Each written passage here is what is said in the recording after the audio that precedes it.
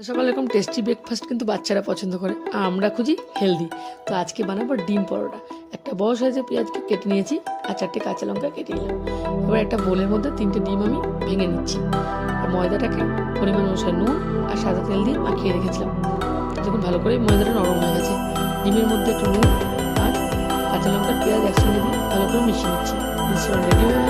এবার আমি পরোটাগুলো দিয়ে দেবো।